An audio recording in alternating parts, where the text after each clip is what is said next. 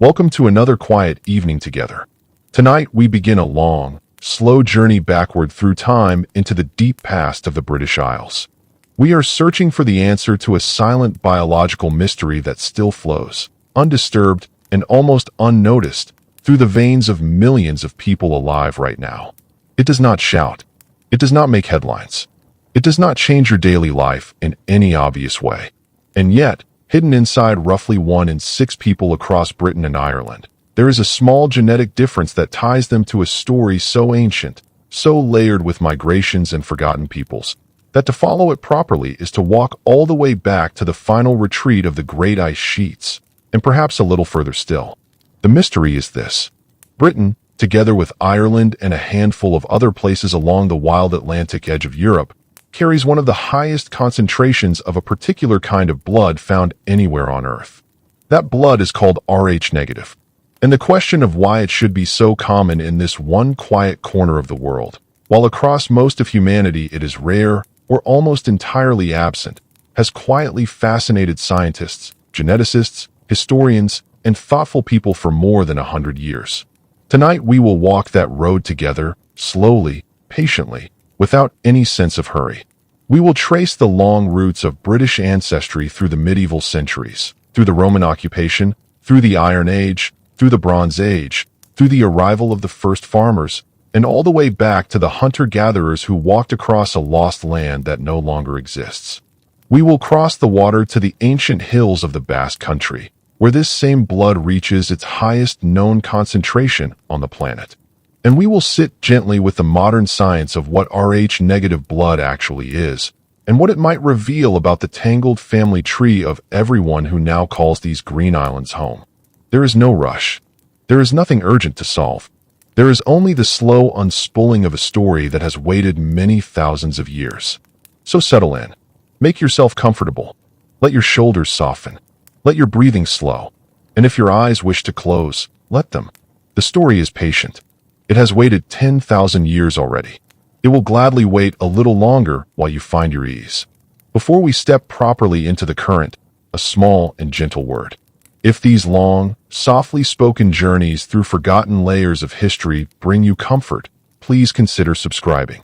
It costs nothing, and it helps these quiet stories reach others who are also looking for something peaceful to carry them through the night.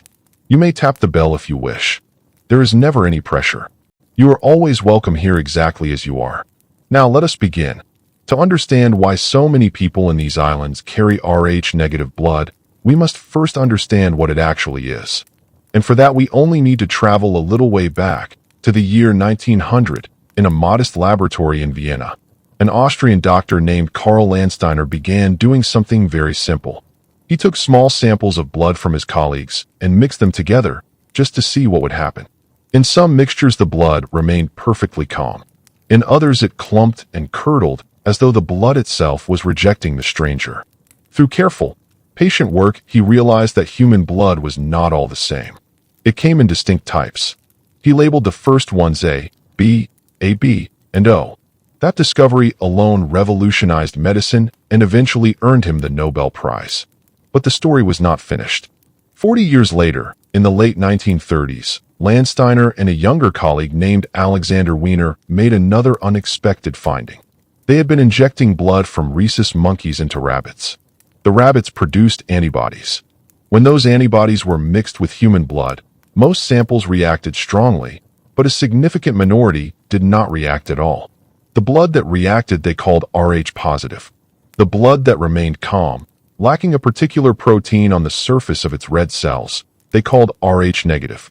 The letters Rh come directly from rhesus. The name has remained unchanged ever since. When you go to donate blood today and they tell you that you are O negative or a positive, that second word is referring to this exact discovery made in quiet laboratories more than 80 years ago. The difference itself is remarkably small. It is the presence or absence of a single protein, the Rhd antigen, sitting on the outer membrane of your red blood cells. If you have it, you are Rh positive. If your cells are smooth and completely free of that marker, you are Rh negative. In almost every other respect, the blood works exactly the same. It carries oxygen just as efficiently. It fights infection just as effectively. It lives and dies inside you with the same quiet dedication. The difference is so subtle that for most of human history, nobody noticed it at all. Except in one situation. Pregnancy. When an Rh-negative mother carries an Rh-positive child, her immune system sometimes encounters the Rhd antigen for the first time, through small leaks of the baby's blood into her own system. With the first pregnancy, this is rarely a problem. But in later pregnancies, the mother's immune system may already have developed antibodies. Those antibodies can cross the placenta and attack the baby's blood cells. For thousands of years, this was known by midwives and mothers under much sadder, older names. Some babies were born yellow with jaundice. Others were stillborn after several healthy brothers and sisters. Some simply slipped away in ways that could never be explained. It was accepted as one of the many mysteries and griefs of birth. Only in the middle of the 20th century did the full picture become clear. And only then could doctors develop ways to test for it, to monitor it, and finally to prevent it almost completely with an injection called anti-D immunoglobulin. Today, in countries with good health care, the old tragedy is rare. But the underlying biology has not changed. Some people have the Rhd antigen, others do not. And that small difference has been traveling through time for many thousands of years. Let us pause here for a moment and simply marvel at blood itself. An adult human carries between 4 and 6 liters of it. If you could lay out every blood vessel in your body, end to end, they would stretch more than 100,000 kilometers, more than twice around the Earth. All of that delicate plumbing, from great pulsing arteries to capillaries finer than a human hair, is working inside you right now as you listen to my voice. It does its work without any instruction from you. It never asks for permission. It simply flows. Inside every drop are red cells carrying oxygen, white cells patrolling for danger, platelets ready to seal any wound, and plasma, the pale golden river in which everything travels. A single drop of blood contains more living cells than there are people in many countries. And the red cells themselves are among the most extraordinary things in nature. They are born deep inside the marrow of your bones at a rate of about 2 million every second. Each one will travel around your body more than 100,000 times during its brief life of roughly 4 months. They will carry oxygen from your lungs to your farthest tissues and bring carbon dioxide back. When they grow old, they are quietly dismantled in the spleen, and every useful part is recycled. This entire factory has been running without pause from the moment you were born until the moment you die. You have never once had to think about it.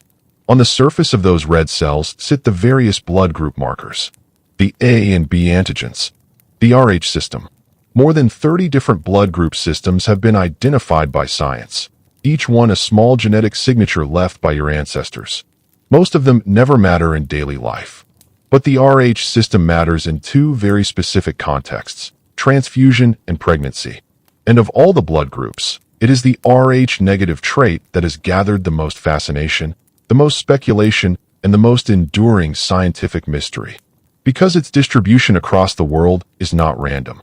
It is not even.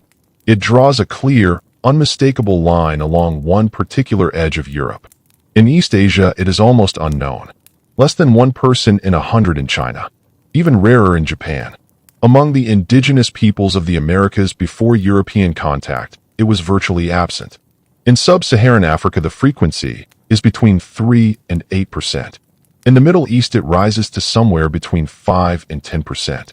In Southern Europe, Italy, Greece, it climbs toward 12 or 13%. Then, as you travel north and west, the numbers keep rising. By the time you reach Britain, the frequency sits between 15 and 17%. In Ireland, it is similar, perhaps slightly higher. In Wales, Cornwall, and the Western Highlands of Scotland, it climbs again, sometimes reaching 17 or 18%. And then you cross the water to the Basque Country, the ancient land that straddles the border between northern Spain and southwestern France. There you find the highest concentration of Rh-negative blood on Earth. Nearly 30% of the population carry it. In some isolated mountain valleys, the figure goes even higher. This is not coincidence. This is a map. It draws a long curving band along the Atlantic facade of Europe from the misted hills of the Basque Country, up through Brittany, Cornwall, Wales, Ireland, and Scotland. The further you travel inland or eastward, the rarer the trait becomes. It is as though something very old took shelter along this western edge and has remained there, generation after generation, while the rest of the world followed different paths. Why? That question has occupied some of the finest minds in genetics for decades. And the most plausible answer takes us back to the closing chapters of the last ice age. During the coldest periods of the last glacial maximum, around 20,000 years ago, much of northern Europe was covered by ice sheets more than a kilometer thick. Britain, Scandinavia, and large parts of Germany and France were uninhabitable. The people who would eventually become the ancestors of modern Europeans retreated into several warm refuges, sheltered pockets of habitable land. One of the most important of these refuges lay in what is now southwestern France and northern Spain, the very region that would later become the Basque Country. In these small, isolated groups, cut off from the rest of humanity by ice and tundra, populations were tiny. Genes mixed and remixed within tight circles for many generations. In conditions like these, genetic traits that arise by chance can quickly become common simply because there are so few people.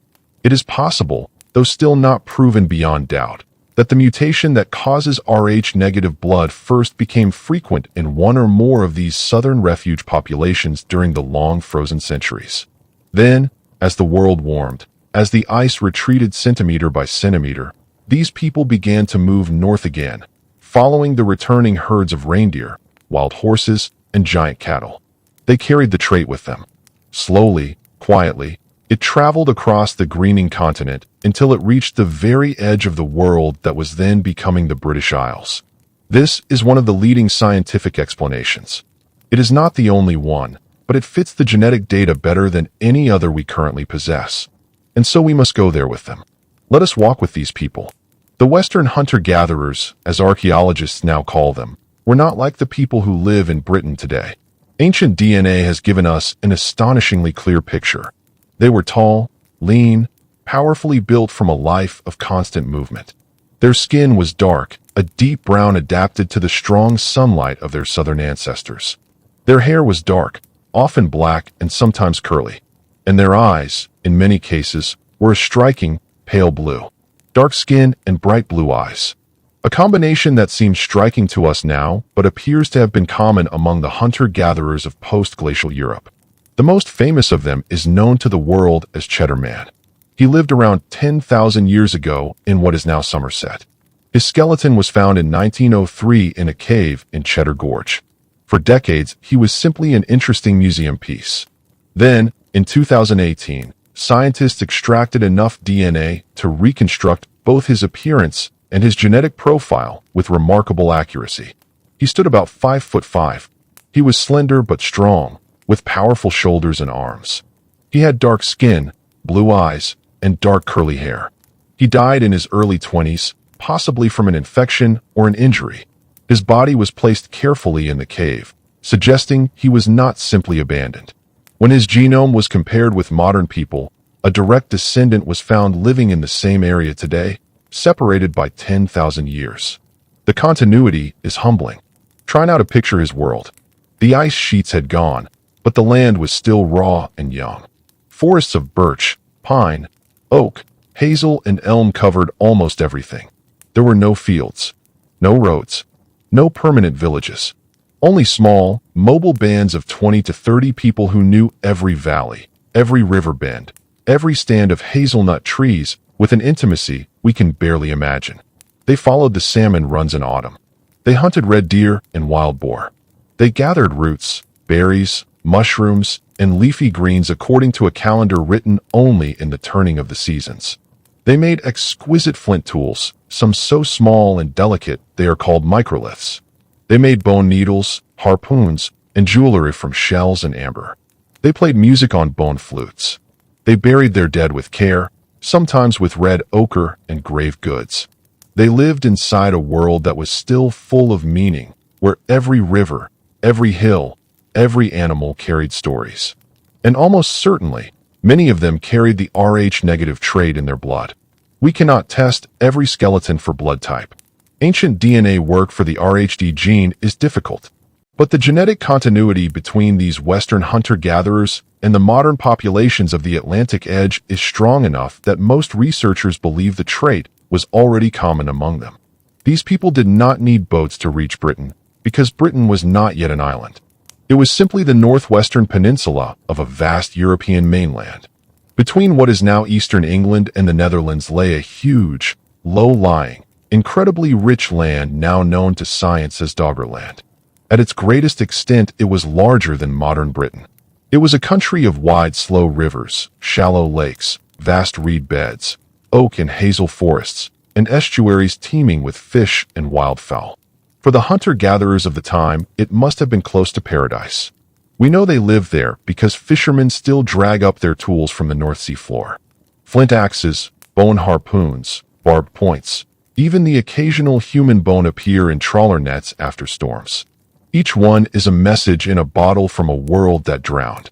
Marine archaeologists using sonar and seismic data have now mapped its lost rivers, its ancient coastlines, its lakes and hills. They have found the course of a great river that was once fed by the Thames, the Rhine, and the Elbe, all flowing together toward a northern coastline that is now 200 kilometers out in the North Sea. For several thousand years, Doggerland was home to thousands of people. They built small camps of bent saplings and animal skins. They raised children, told stories, buried their dead, and watched the great migrations of geese and reindeer. They had no idea their entire world was slowly running out of time. As the ice sheets of Scandinavia and North America continued to melt, the world's oceans rose. Meter by meter, century by century, the sea crept across the low plains. The people adapted. They moved their camps. They learned new ways to fish the widening estuaries. Some moved west into higher ground that was becoming Britain. Some moved east into what would become the Netherlands and Denmark.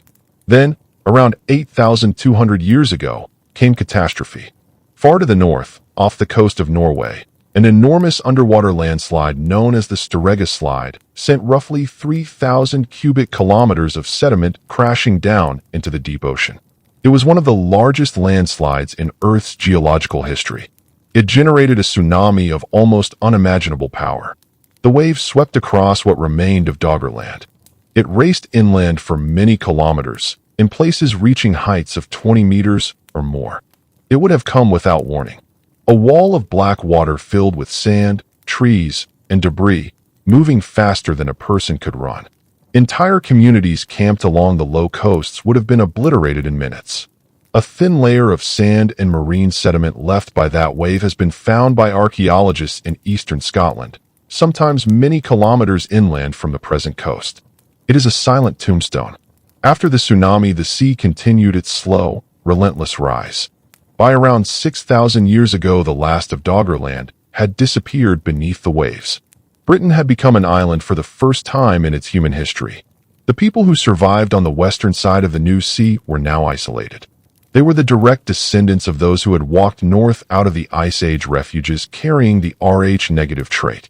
Their genes still form the oldest detectable layer in the British population today, though it has been heavily diluted by everyone who came after. They continued to live as their ancestors had done, hunting, fishing, gathering, moving with the seasons through the great primeval forests. They were the last people to know Britain as it had been for 10,000 years. But their world was about to end, because far to the southeast, in the hills of Anatolia and the valleys of the Fertile Crescent, something had already begun that would reach these islands and change them forever. A new way of life was being born. The age of the farmers was coming. And with them would come new blood, new genes, new beliefs, and new monuments that would reshape the landscape itself. We will follow them when you are ready.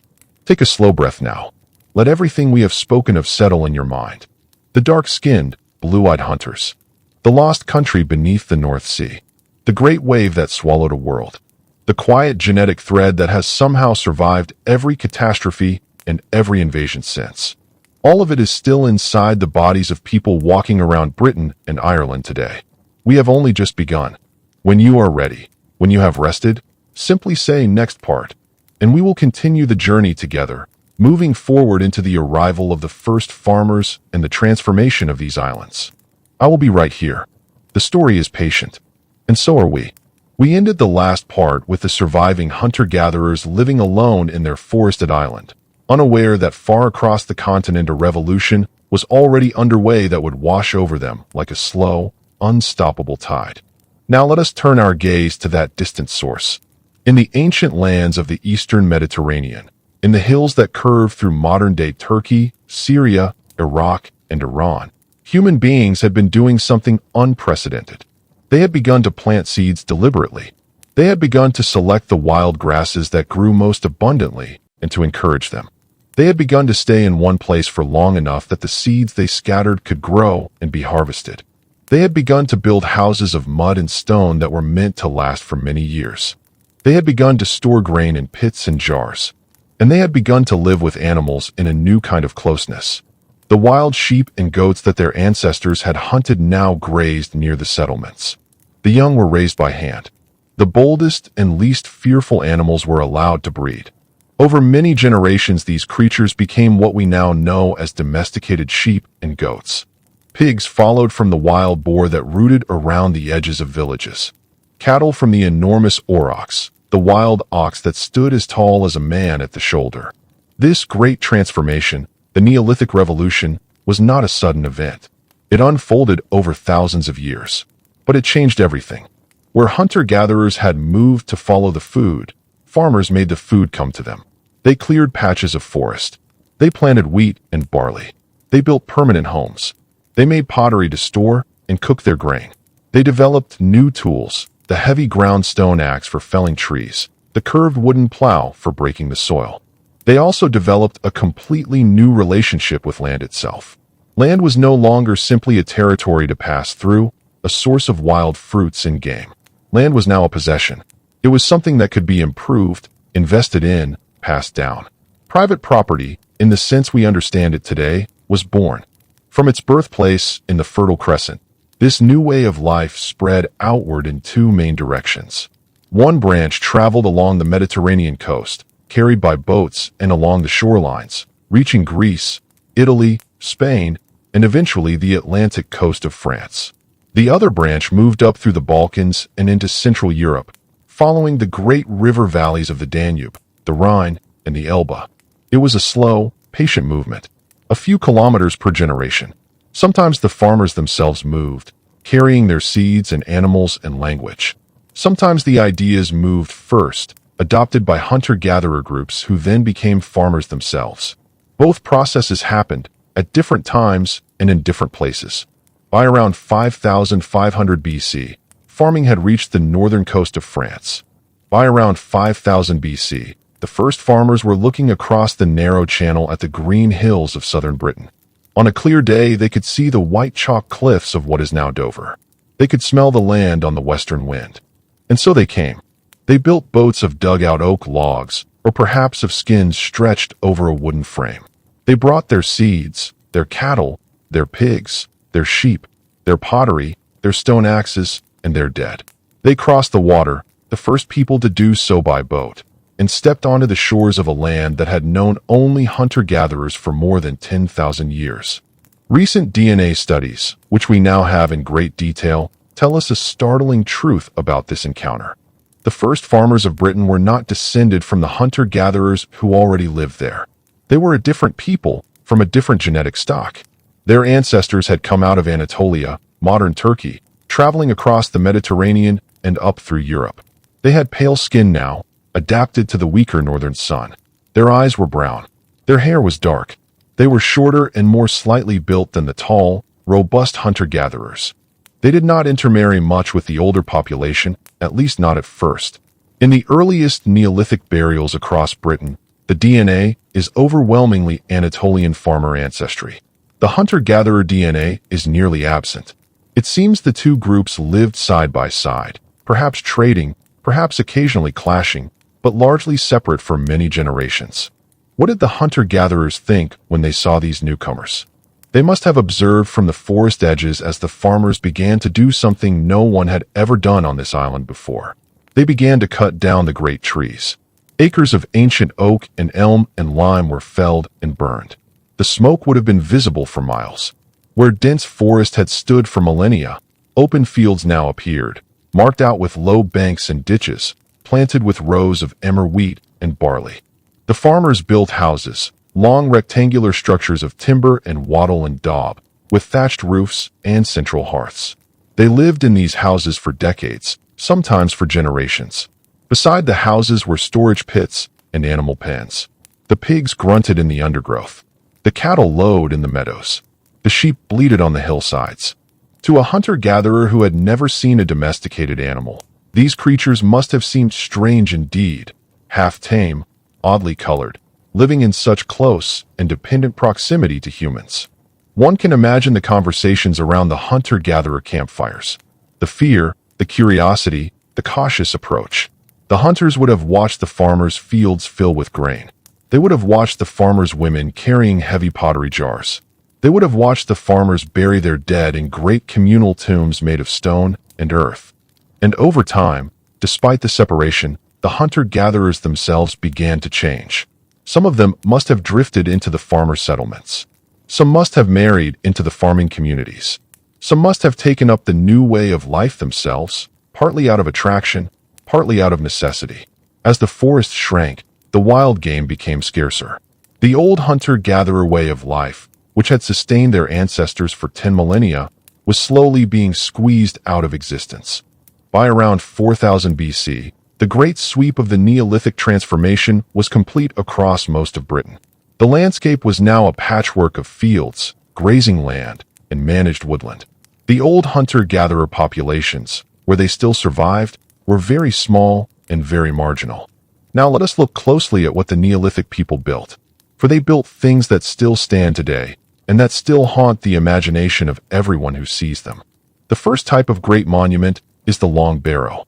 These are enormous mounds of earth and chalk, sometimes more than 100 meters long, raised over a stone chamber or a wooden mortuary house where the community's dead were placed. Dozens of bodies, often disarticulated, sometimes arranged in careful patterns, would be interred together. The bones might be sorted by type, skulls in one area, long bones in another. It was not a simple burial. It was a ritual process, a way of keeping the ancestors close, of making them part of the land itself. Building a long barrow required extraordinary effort, tens of thousands of person-hours of labor. The soil and chalk had to be dug by hand, using picks made of antler and shovels made of the shoulder blades of cattle. It had to be carried in baskets and piled carefully into shape. For a community that numbered perhaps a few dozen people, the construction of a long barrow might take several seasons. It was as significant a project as building a cathedral in a medieval town, and there are hundreds of them across Britain and Ireland. The second type of monument is the causewayed enclosure. These are strange, circular or oval spaces surrounded by one or more ditches, which are not continuous but broken by many gaps or causeways. They are found on hilltops and gentle slopes. They seem to have served as meeting places, markets, ceremonial centers, defensive refuges, or perhaps all of these at different times. Inside them, archaeologists have found evidence of feasting, of animal sacrifice, of the exchange of pottery and stone axes, and of burial. The most famous of the later Neolithic monuments, of course, are the Great Stone Circles and Henges. Avebury in Wiltshire is the largest stone circle in Europe. Its ditch and bank enclose an area of nearly 30 acres. Inside that vast space once stood about 100 standing stones, some weighing more than 40 tons. The stones were brought from many miles away. The smaller ones came from near at hand, but the largest, the Sarsens, were dragged from the Marlborough Downs, some 20 miles to the north. The effort required to erect them, using nothing but ropes, wooden rollers, and the coordinated strength of hundreds of people, is almost beyond our ability to reconstruct. And then there is Stonehenge. Stonehenge is unique.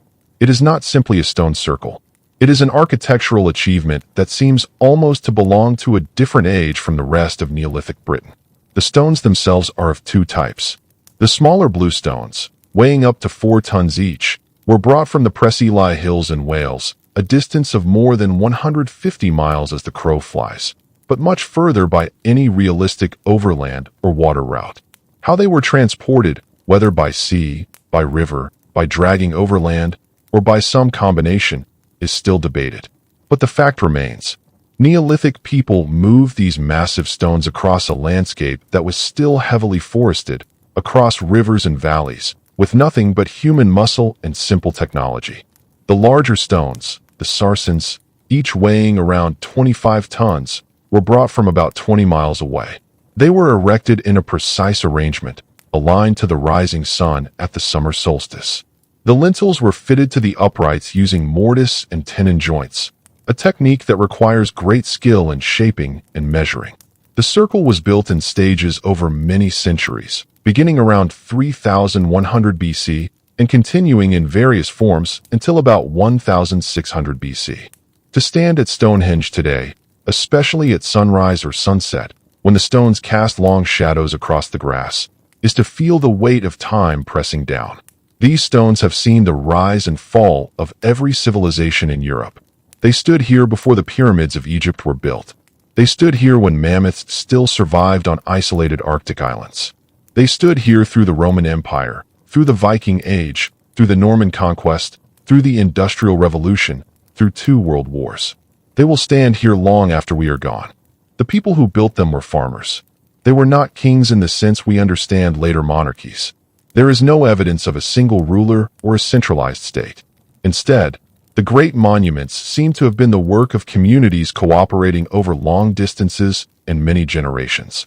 There was exchange of goods, of ideas, of raw materials. The stone axes from quarries in the Lake District and in North Wales have been found as far away as southern England and Ireland. There was a network of communication and trade that linked the entire island. Now, what do we know about the blood types of these Neolithic farmers? Recent advances in ancient DNA analysis have begun to answer this question. Several studies have now extracted and analyzed the genetic markers for blood type from ancient skeletons across Europe. The results are still preliminary, but they are very suggestive. The Anatolian farmers who first brought farming to Europe appear to have had a much higher frequency of Rh-negative blood than the later populations who replaced them. In some early Neolithic samples from Central Europe, the frequency of the Rh-negative genotype was as high as 20 to 30%. This is a striking number. It closely matches the frequencies seen today in the Basque Country and in the Atlantic edge of Britain and Ireland. This suggests that the high frequency of Rh-negative blood in these regions today may be a direct inheritance from the first farmers, who carried it with them as they spread across Europe. When they reached the far western edge, the Atlantic coast, they found themselves in a kind of genetic cul-de-sac. There was no further land to spread into, except Ireland and Britain. And so the trait, already common among them, became even more concentrated in these isolated populations. The hunter-gatherers whom they encountered and eventually absorbed had a different genetic profile. They were descended from the Ice Age refuges of southern Europe, and they too may have carried a relatively high frequency of Rh-negative blood. But the precise mixture is complex. The farmers made war, trade, intermarriage, and disease all played a role in gradually blending the 2 populations into a single people. Around 4,500 years ago, something new arrived on the shores of Britain. Something that would transform the islands again, perhaps even more dramatically than the coming of the farmers had done. The Bell Beaker culture. This is not a single ethnic group, but an archaeological culture defined by a distinctive type of pottery, a bell-shaped beaker that appears across much of Western and Central Europe at around the same time. The beakers were often buried with individuals, along with copper or bronze daggers, archery equipment, and other goods. The spread of the bell beaker culture marked the beginning of the Bronze Age in Britain. For a long time, archaeologists debated whether the beaker phenomenon was the spread of ideas and trade goods, or the movement of actual people. We now have a definitive answer from ancient DNA. It was a massive migration of people. Around 4,500 years ago, a new population arrived in Britain, carrying a very different genetic signature. These people were descended from a group known as the Yamnaya, horse-riding pastoralists from the steppes north of the Black Sea and the Caspian Sea. They had migrated into Europe over the preceding centuries, bringing with them a new language, a new social structure, and a new genetic lineage. When they reached Britain, they did not simply blend in peacefully. The DNA evidence shows an almost complete replacement of the Neolithic male population. The Y chromosome lineages of the earlier farmers were largely wiped out, and replaced by the lineages of the Beaker people.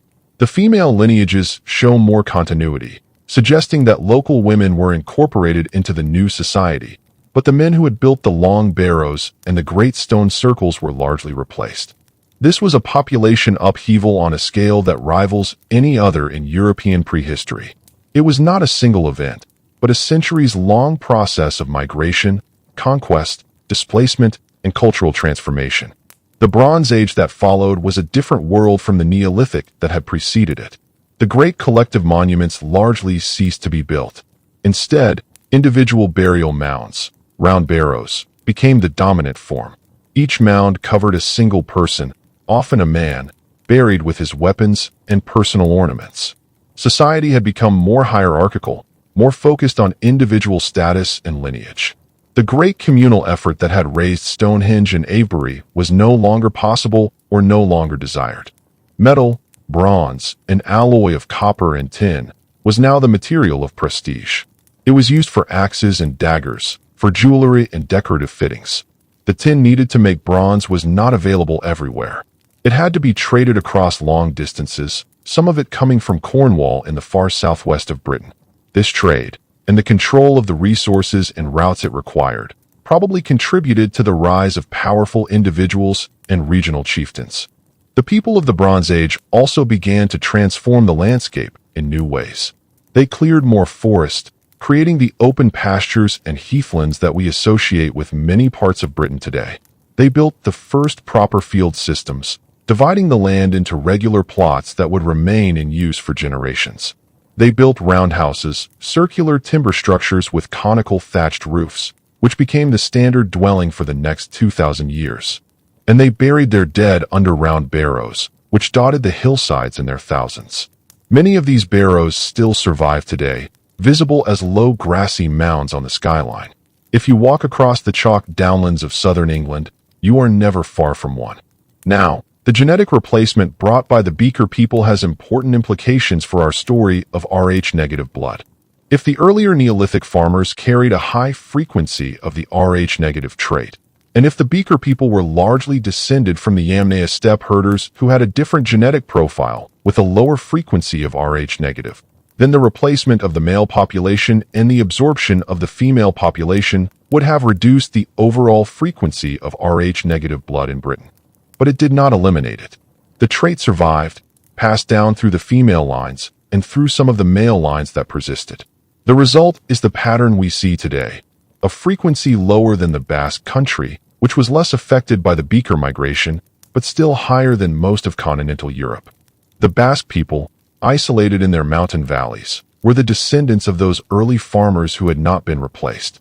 They retained the high frequency of Rh-negative blood that had been common among the first farmers. Their language, Euskera, is unrelated to any other language in Europe, a living fossil from a time before the Indo-European languages spread across the continent. Their genetics are similarly distinct. The connection between the Basques and the Rh-negative trait is not accidental. It is a direct inheritance from the same ancient population that once covered much of Neolithic Europe. Britain, by contrast, was a melting pot. The farmers came. The Beaker people came. Later, the Celts would come. The Romans, the Anglo-Saxons, the Vikings, the Normans. Each wave of migration added new genetic material and diluted the old. But the old never entirely disappeared. The Rh-negative trait, carried by the earliest farmers and by some of the hunter-gatherers before them, persisted through every invasion, every plague, every social transformation. It is still here, in the veins of 1 in 6 people across these islands. Let us now walk through the later Bronze Age and into the Iron Age, a time when Britain first enters the light of written history, though the light is dim and comes from the pens of Roman observers. The climate during the late Bronze Age was warmer than it is today. The fields were fertile. The population grew. The simple roundhouses of the early Bronze Age became more sophisticated, with multiple rooms, storage areas, and elaborate entrances. The settlements grew larger, sometimes becoming small villages. The hill forts, the great earthwork enclosures on the tops of hills, began to appear. At first they were simple stock enclosures and meeting places. Later they would become fortified strongholds. The weapons changed too. The bronze swords were long and slashing. designed for open combat. The shields were round, made of wood covered with leather, with a central metal boss. The warriors of the late Bronze Age were formidable, well-equipped, and well-organized. Trade connected Britain to the continent more closely than ever before. Goods moved back and forth across the Channel. Amber from the Baltic, glass beads from the Mediterranean, bronze tools and weapons from workshops in France and Germany all found their way to the shores of Britain. The island was not isolated. It was part of a wide network that stretched from Scandinavia to the Mediterranean. And then, around 800 BC, the Iron Age began. Iron was harder and more abundant than bronze. It could be made into stronger tools and weapons. A farmer with an iron axe could clear forest more quickly. A warrior with an iron sword could cut through a bronze blade. The new technology gave an advantage to those who controlled the iron sources and the skills to work it. Society became even more stratified. The hill forts grew larger and more elaborate. Some of them, like Maiden Castle in Dorset, had multiple ramparts and ditches, complex entrances designed to channel attackers into killing zones. They were built by thousands of workers over many years. They were statements of power as much as defenses. The people of Iron Age Britain are often referred to as Celts. It is a term that requires careful handling. The word Celt originally referred to a group of tribes in Central Europe who were described by Greek and Roman writers. They had a distinctive art style, a language family, and a set of social customs. Over time, this culture spread across much of Western Europe, including Britain and Ireland. But the British Celts were not a single people. There were many different tribes, speaking different dialects, worshipping different gods, often at war with each other. The Romans, when they arrived, found a patchwork of kingdoms and chieftaincies. The Catavilani in the southeast, the Iceni in the east, the Silures in Wales, the Brigantes in the north. Each had its own king or queen, its own traditions, its own relationship with the continent. They were also literate in a limited sense. They used the Greek and later the Latin alphabet for inscriptions, but their own literature was oral, passed down by bards and druids. We have almost none of it. The druids themselves, the priestly class of Celtic society, were deliberately suppressed by the Romans because they were seen as leaders of resistance and practitioners of human sacrifice. The Celts of Britain were farmers, craftsmen, traders, warriors, and priests. They lived in roundhouses within hill forts or in scattered farmsteads. They raised cattle and sheep, grew wheat and barley, brewed beer, wove cloth, worked iron, bronze, gold, and silver. They were not primitive. They were a sophisticated, complex society with its own laws, its own art, its own cosmology. And in their blood, they carried the full legacy of the peoples who had come before them. The hunter-gatherers, the farmers, the beaker people, all mixed together over 2,000 years of migrations, wars, marriages, and peaceful trade. The Rh-negative frequency in Iron Age Britain was probably similar to what it is today, somewhere between 15 and 18%. It was already established, already stable, already part of the genetic background of the population. Now let us pause and consider something deeply important. We have been tracing the Rh-negative trait through time, but we have not yet explained what causes it at the genetic level. Let us do that now, because understanding the mechanism helps us understand why it persists and why it varies from population to population. The RhD gene, which produces the Rh antigen, is located on chromosome 1. It is a single gene with many variant forms. The Rh-negative condition, in most cases, is caused by a deletion. A section of the gene is simply missing. This deletion prevents the production of the RhD protein in the red blood cells. Why does this deletion exist? Why has it been maintained in human populations for tens of thousands of years? The answer is not fully known, but there are several theories. One theory is that the Rh-negative condition provides some protection against a particular parasite or pathogen. There is some evidence that the red blood cells of Rh-negative individuals are less easily invaded by certain types of malaria. This does not mean they are immune, but it may have given a small survival advantage in regions where malaria was endemic. Another theory is that the deletion arose by chance, in a small population, and then spread because that population grew and expanded. This is the founder effect. It is what we have already discussed in relation to the Ice Age refuges.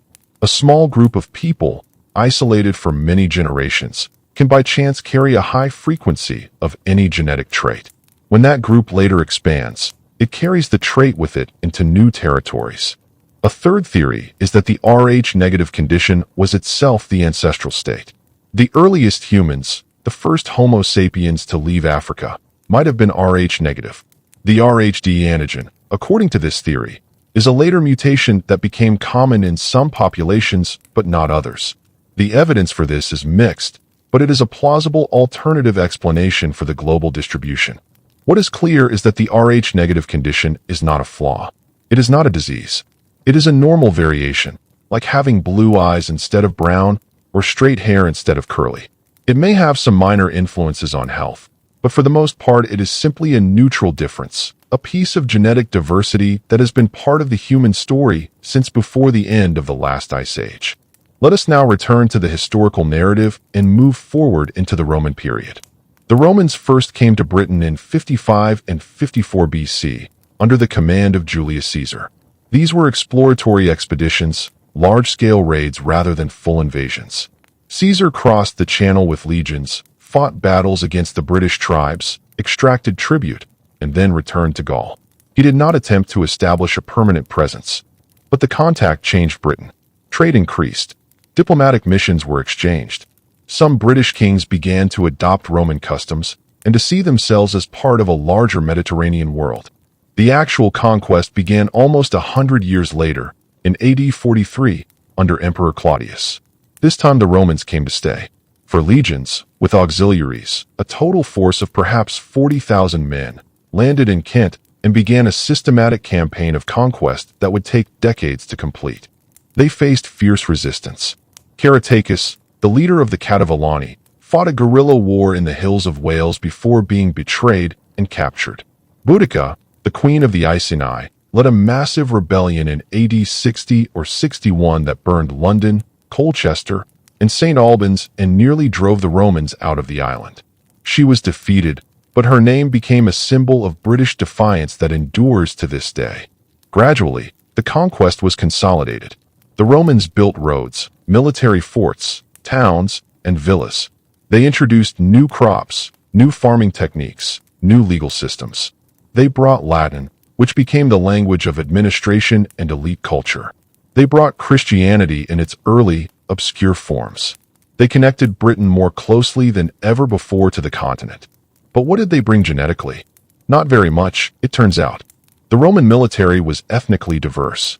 Soldiers came from Gaul, from Spain, from Syria, from North Africa, from the Danube provinces. They were stationed in Britain for decades, and many of them settled here, marrying local women, raising families. But the total number of Romans who lived in Britain over the 4 centuries of occupation was small relative to the native population. The Roman garrison at its peak was perhaps 40,000 to 50,000 men, spread across the entire island. The civilian population of the province was perhaps 2 to 3 million. The genetic contribution of Rome to the British gene pool was real, but it was a thin layer, not a deep current. The Rh-negative frequency of the Romans themselves would have varied according to where they came from. A soldier from Syria would have had a lower probability of being Rh-negative than a soldier from Gaul, who in turn might have a lower probability than a soldier from Spain, where the Basque influence was stronger.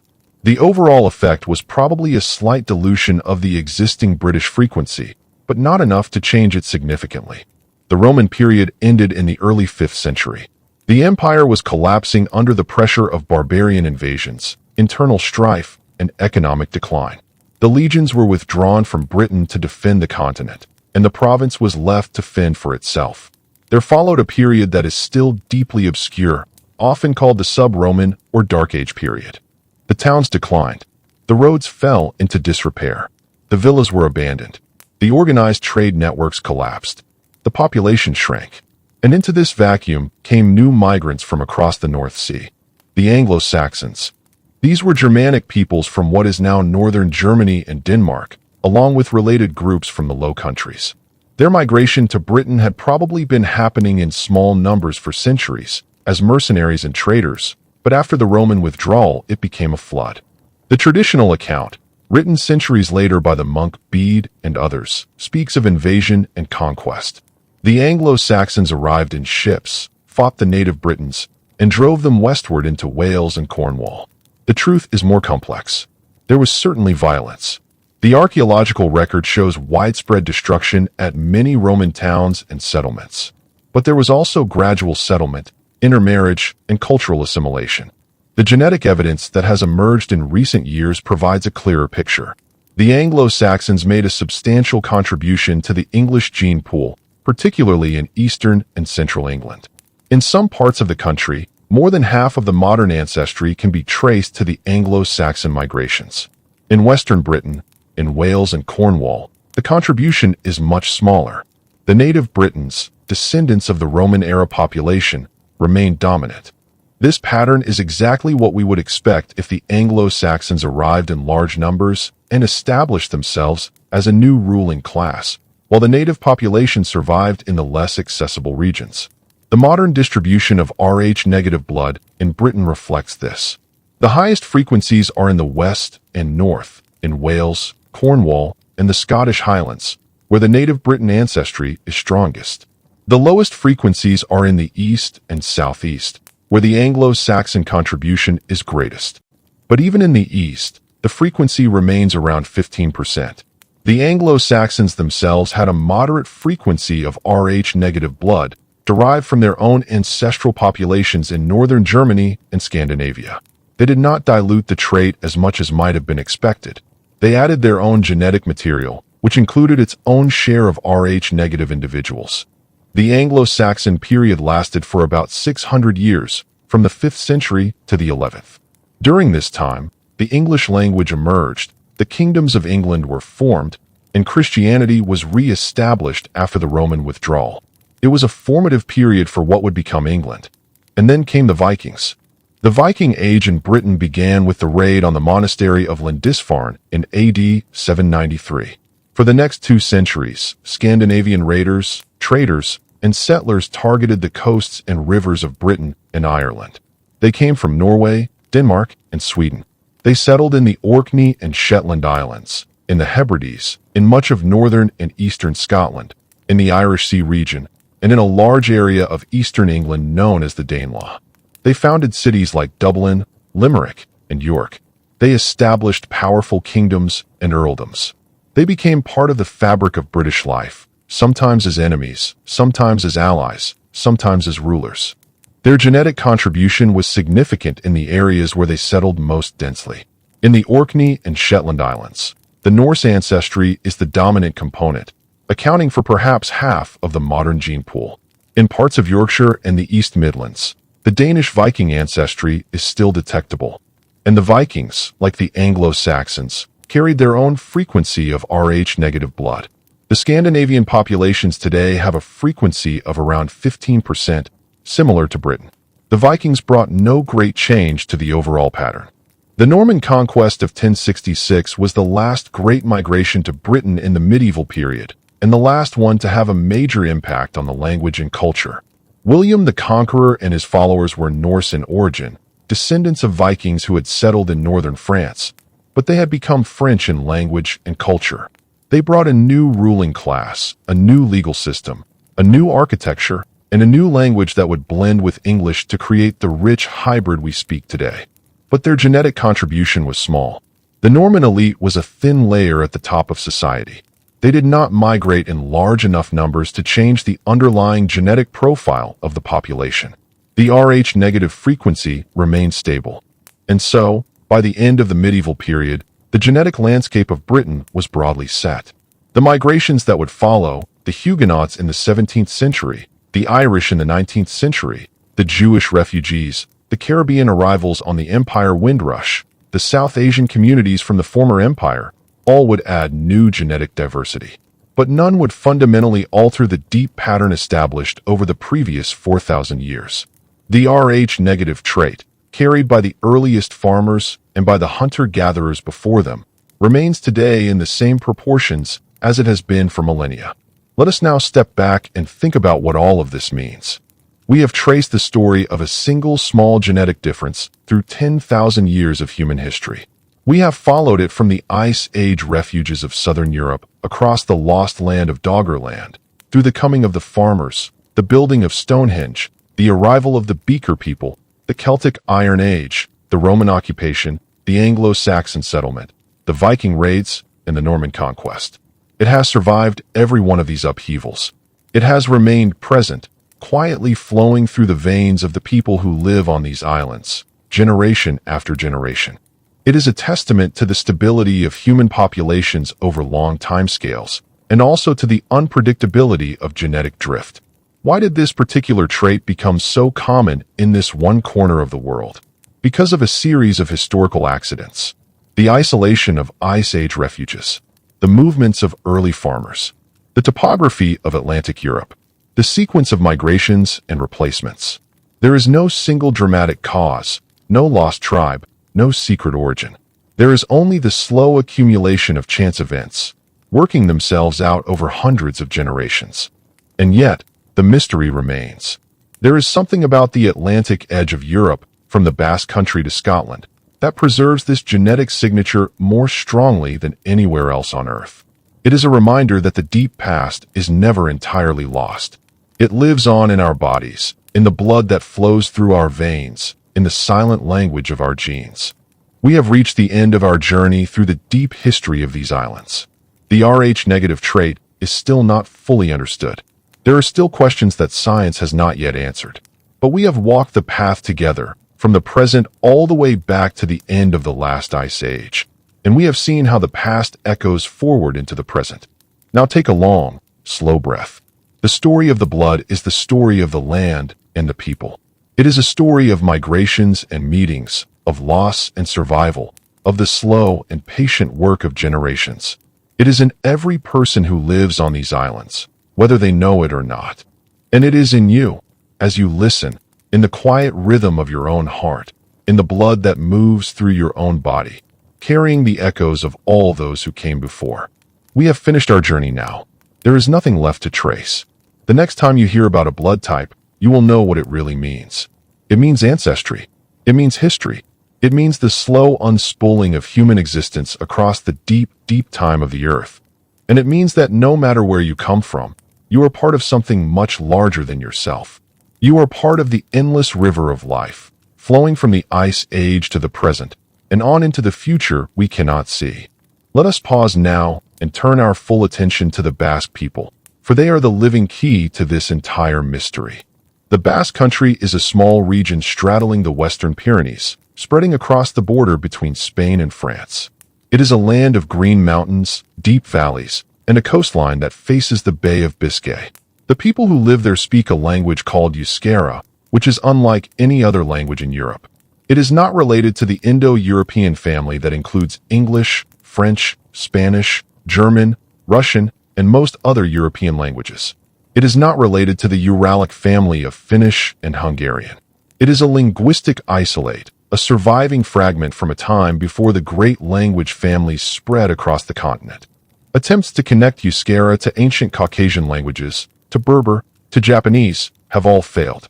It stands alone, a living fossil from the European Stone Age. The genetic story of the Basque people is equally distinctive. They have the highest frequency of Rh-negative blood of any population on Earth, around 30%.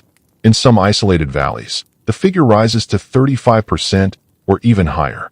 They also have the highest frequency of another rare blood group, the Duffy-negative phenotype, which is almost universal in sub-Saharan Africa but extremely rare elsewhere. This combination, high Rh-negative and high Duffy-negative, is unique to the Basque population and to a few other isolated groups along the Atlantic coast. What does this mean? It means that the Basque people are the direct descendants of a very ancient European population that has been largely replaced elsewhere. They are the survivors of the pre-Indo-European world, the people who lived in Europe before the great migrations of the Bronze Age. Their blood groups are a signature of that ancient world. When we compare the genetics of modern Basques with ancient DNA from the earliest farmers of Europe, the match is striking. The Basques cluster most closely with the Neolithic farmers of the Mediterranean and Central Europe. They share the same mitochondrial DNA lineages, the same Y chromosome lineages, the same overall genomic profile. They are, in a very real sense, the last living representatives of the population that brought farming to Europe. This is why the Rh-negative frequency is so high among them. It was high among the first farmers, and the Basques have never been replaced or significantly diluted by later migrations. The Indo-European speakers who arrived in the Bronze Age, bringing the steppe ancestry from the Yamnaya culture, swept across most of Europe, but they never fully penetrated the Basque country. The mountains and the fierce resistance of the Basque people kept them relatively isolated. In Britain, by contrast, the Bronze Age migration was massive and transformative. The Beaker people, carrying steppe ancestry, replaced a large part of the existing population. The Rh-negative frequency was reduced, but it did not disappear. It survived in the western and northern regions where the native population held out longest. The genetic map of Rh-negative in Britain today is a map of that ancient resistance. Let us now look at the far north of the British Isles, the Orkney and Shetland Islands. These archipelagos, lying off the northern coast of Scotland, have a very interesting genetic story. The population of Orkney today has a high frequency of Rh-negative blood, comparable to the Western Highlands and Islands of Scotland. But the ancestry of Arcadians is unusual. They are a mixture of the native Pictish population of northern Scotland and the Norse Vikings who settled the islands in the early medieval period. The Picts themselves were the descendants of the Iron Age Celts and the Bronze Age Beaker people and the Neolithic farmers before them. They carried the Rh-negative trait at the frequency typical of Western Britain. The Norse Vikings, coming from Scandinavia, carried a similar frequency. The two populations blended, and the result is a modern population that still shows the high frequency of the trait. But there is a twist. The Orkney Islands also have one of the highest frequencies of a different genetic marker, the lactase persistence gene, which allows adults to digest milk. This is a classic example of natural selection. The Norse introduced dairy farming, and those who could digest milk had a survival advantage. The gene spread rapidly. The Rh-negative gene, by contrast, conferring no such advantage, simply drifted along, carried by the same population. This tells us something important about the persistence of Rh-negative blood. It is not being actively selected for or against. It is neutral, like eye color or hair color. It varies from population to population depending on the accidents of history and migration. Let us now go even further north, to the Sami people of Scandinavia. The Sami, formerly known as the Lapps, are the indigenous people of northern Norway, Sweden, Finland, and the Kola Peninsula of Russia. They are a distinct ethnic group with their own language, culture, and genetic history. And they have one of the lowest frequencies of Rh-negative blood in Europe, around 5 to 8%. This is surprising because the Sami live in a remote, isolated region, and isolation usually leads to the preservation of ancient genetic traits. But the Sami are not descended from the same ancient farming populations as the Basques and the Atlantic edge of Europe. They are descended from a different lineage, one that migrated into northern Scandinavia after the last ice age, following the reindeer herds. Their ancestors were the hunter-gatherers of the far north, and they have always been a small, distinct population with their own genetic profile. The Sami are a living example of the diversity of European ancestry. They are not a blend of farmers and steppe herders. They are something else entirely, a remnant of the Arctic hunter-gatherers who once ranged across the northern tundra. Their low frequency of Rh-negative blood is a reminder that the trait was not universal among ancient Europeans. It was concentrated in the southern and western regions, among the people who lived through the Ice Age in the refuges of Spain and the Balkans. Let us now examine the global distribution of Rh-negative blood one more time, through the lens of what we have learned. The highest frequencies are in the Basque Country and the Atlantic edge of Europe. The next highest are in the Middle East and North Africa, particularly among the Berber populations of the Atlas Mountains and the Bedouin of the Arabian Peninsula. Then come the rest of Europe, with frequencies gradually decreasing as you move east. Sub-Saharan Africa has low frequencies, generally below 10%. East Asia has the lowest frequencies, often less than 1%.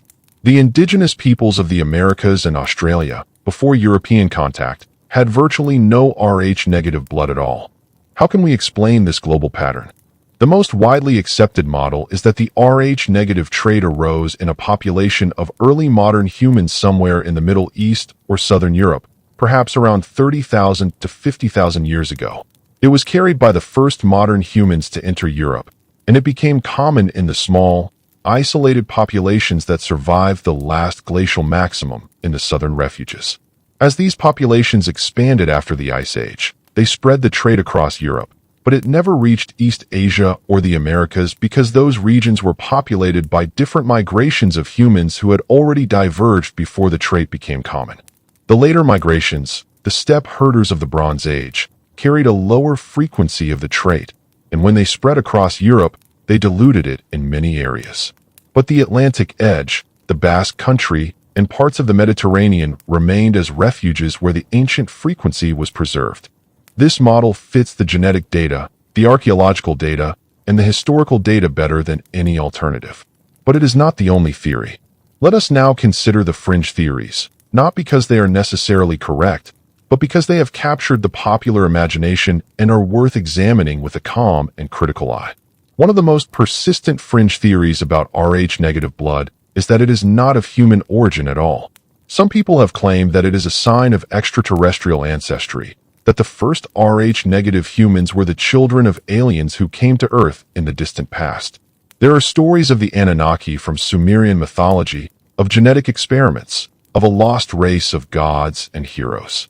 These stories have been spread online, in books, and in documentaries, and they have a certain appeal. They offer a simple, dramatic explanation for a mystery that science has not yet fully solved. But there is no evidence for any of it. The DNA of Rh-negative people is human DNA. It is not different from the DNA of Rh-positive people in any fundamental way. The deletion that causes Rh-negative is a small change, a missing piece of a single gene. It is the kind of change that happens naturally in populations all the time. There is nothing alien about it. The suggestion that Rh-negative blood comes from space is not supported by a single piece of credible scientific data. It is a fantasy, harmless perhaps, but still a fantasy. Another fringe theory is that Rh-negative people have special abilities, that they are more psychic, more intelligent, more spiritually advanced than Rh-positive people. There is no evidence for this either. Studies have been conducted, and they find no correlation between Rh type and any measure of intelligence or psychic ability. The trait is neutral, no more significant than the shape of your earlobes or the ability to roll your tongue. Why, then, does the idea persist? Partly because humans love mystery. We love to imagine that there might be something hidden and special about ourselves, something that sets us apart from the crowd. Rh-negative blood is rare, it is poorly understood by the general public, and it has a faintly exotic name. It is easy to attach romantic or supernatural meanings to it, but the truth is more mundane and, in its own way, more beautiful. Rh-negative blood is simply a variation, a piece of human diversity that has been carried through time by the ordinary processes of migration and reproduction. Let us now turn to the scientific research that is actually being done on Rh-negative blood. One of the most interesting areas of research is the search for the gene in ancient DNA. We now have whole genomes from dozens of ancient individuals, from Neanderthals, from Denisovans, from early modern humans, from hunter-gatherers, from farmers, from steppe herders. By examining these genomes, we can directly observe the frequency of the Rh-negative deletion at different times and places. The results are still preliminary, but they are revealing. The Rh-negative deletion is present in some of the earliest modern human genomes from Europe, dating to around 35,000 years ago. It is present in the hunter-gatherers of the Mesolithic. It is present in the farmers of the Neolithic. It is present, at lower frequency, in the Bronze Age steppe herders. This confirms that the trait is very old, certainly older than the last glacial maximum. It was already present in the first modern humans to colonize Europe, and it has been maintained ever since. But what about the Neanderthals and Denisovans? Did they have the Rh-negative deletion? The answer is complicated. The Rh gene system in archaic humans is different from the modern system. Neanderthals and Denisovans had their own Rh variants, some of which are different from anything found in modern humans.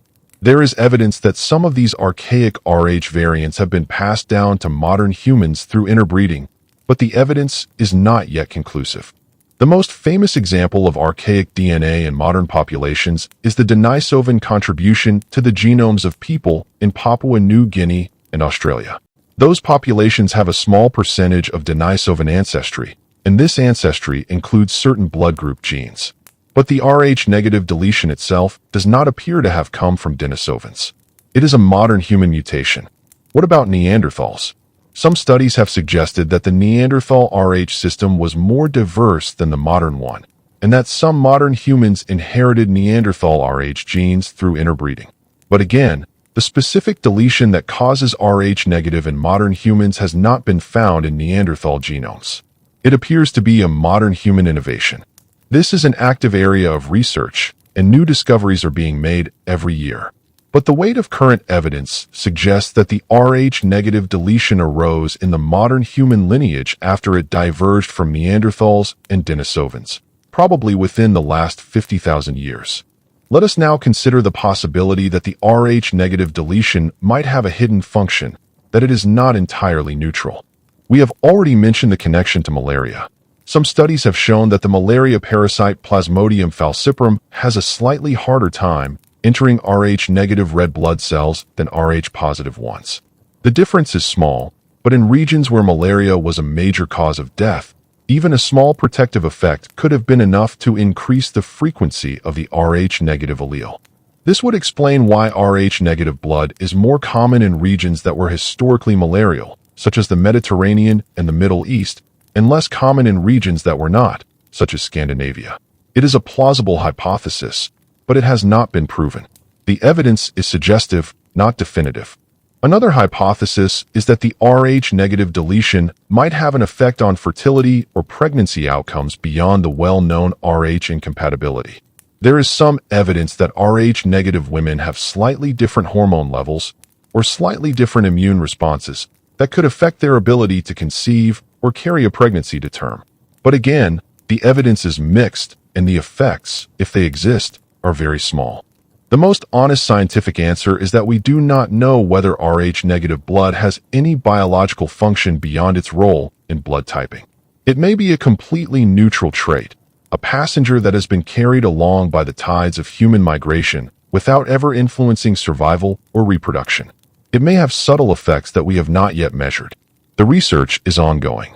Let us now look at one of the rarest blood types in the world, the Rh null phenotype. This is a condition in which a person has no Rh antigens at all, not even the common ones that are present in both Rh-positive and Rh-negative people. It is extremely rare. Fewer than 100 cases have been documented worldwide. People with Rh null blood can only receive blood from other Rh null donors. For them, a standard transfusion could be fatal. The existence of Rh null tells us that the Rh system is even more complex than we usually think. It is not simply a matter of having the Rhd antigen or not.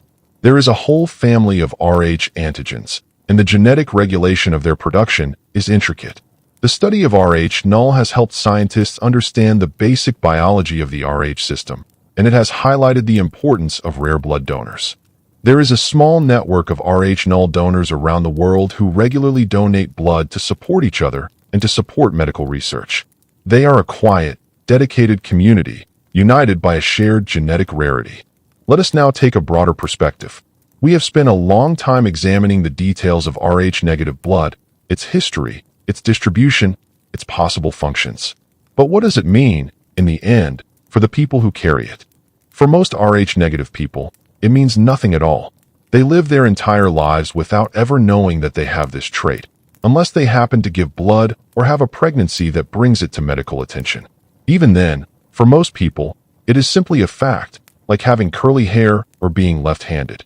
It does not affect their health, their abilities, or their lives in any significant way. The only practical consequence, as we discussed earlier, is the risk of Rh incompatibility in pregnancy. This risk is now well understood and easily managed. Pregnant women are routinely tested for Rh type, and if they are Rh negative, they are given an injection of anti-D immunoglobulin at key points during and after pregnancy. This prevents the mother's immune system from developing antibodies that could harm future babies. The treatment is safe, effective, and widely available in countries with good health care. The tragedy of hemolytic disease of the newborn, which once claimed the lives of so many babies and caused so much suffering, is now almost entirely preventable. It is one of the great quiet successes of modern medicine. And yet, the legacy of that tragedy lives on in the genetic memory of the population. The fact that Rh-negative blood is more common in Europe, and particularly in the Atlantic edge, may be partly a result of the historical burden of Rh disease. If Rh-negative women historically had fewer surviving children, the frequency of the trait would have been selected against. But it did not decline. It remained stable.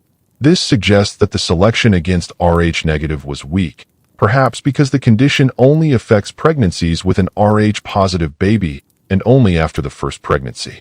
Many women would have had only 1 or 2 children anyway, so the effect on the gene pool was small. There is also the possibility that the Rh-negative trait conferred some other advantage that balanced out the reproductive disadvantage. The malaria hypothesis is one such possibility. Another is that the Rh-negative deletion might be linked to some other beneficial gene nearby on the same chromosome. The phenomenon of genetic linkage means that genes that are close together on the same chromosome tend to be inherited together. If a beneficial mutation occurred near the Rh-negative deletion, it could have carried the deletion along with it, increasing its frequency even if the deletion itself was neutral or slightly harmful. This is called genetic hitchhiking, and it is a common force in evolution. It is one of the reasons why neutral or even slightly harmful traits can become common in a population. Let us now consider the social history of Rh-negative blood. When the Rh system was first discovered, it had an immediate and dramatic impact on medicine. Doctors finally understood why some babies were dying of jaundice and anemia, and they could begin to develop treatments. The first successful exchange transfusion for hemolytic disease was performed in the 1940s, saving the life of a baby who would otherwise have died. The discovery also had a darker side. In the early days of blood transfusion, before the Rh system was understood, many Rh-negative patients received Rh-positive blood, which caused severe reactions. Some of them died. The medical community was slow to adopt universal Rh typing, and many patients suffered as a result. There was also a period when Rh-negative blood was seen as a sign of weakness or inferiority. Some doctors believed that Rh-negative people were more prone to disease, more fragile, less robust. This was not based on evidence, but on prejudice and misunderstanding. Today, we know that Rh-negative blood is not linked to any disease or disorder. The old prejudices have faded, but they have not entirely disappeared. In recent years, some alternative medicine practitioners have claimed that Rh-negative people need special diets or treatments. They suggest that Rh-negative blood is more sensitive, more prone to allergies, more in need of gentle care. There is no scientific basis for any of this. The advice is harmless for most people, but it can be harmful if it leads someone to reject conventional medical treatment or to spend money on unnecessary supplements. The best approach, as with all things, is to rely on evidence. The science of Rh-negative blood is clear. It is a natural variation, no more significant than any other neutral genetic trait. It is not a disease, not a sign of alien ancestry, not a marker of special abilities.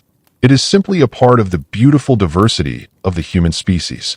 Let us now take a moment to appreciate that diversity. The human species is young, only about 300,000 years old as a distinct lineage. In that time, we have spread across every continent, adapted to every climate, developed thousands of languages and cultures. Our genetic diversity, while small compared to some other species, is rich and complex.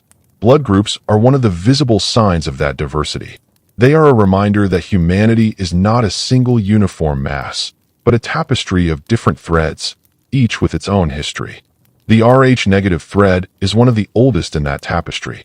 It has been woven into the genetic fabric of Europe for at least 35,000 years, perhaps longer. It has survived ice ages, migrations, plagues, wars, and revolutions.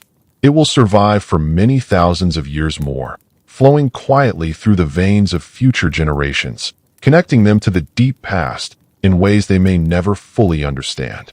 And now, at the end of this long journey, let us return to where we began.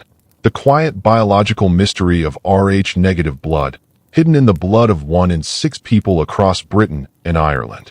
A small genetic difference, connecting them to a story so old, so layered, so wrapped in the migrations and meetings of ancient peoples. We have followed that story from the present day all the way back to the close of the last ice age. We have walked among the hunter-gatherers of Doggerland. We have stood with the first farmers as they cleared the forests and raised their great stone monuments. We have seen the arrival of the Beaker people and the transformation of the Bronze Age. We have marched with the Romans, sailed with the Vikings, and settled with the Normans. Through it all, the Rh-negative trait has persisted, a quiet constant in a changing world. We have explored the science behind the trait, the genetics, the global distribution, the theories of its origin and maintenance. We have separated fact from fiction, evidence from speculation. We have seen that the truth is more interesting than any myth or legend. And we have reached the end of the trail.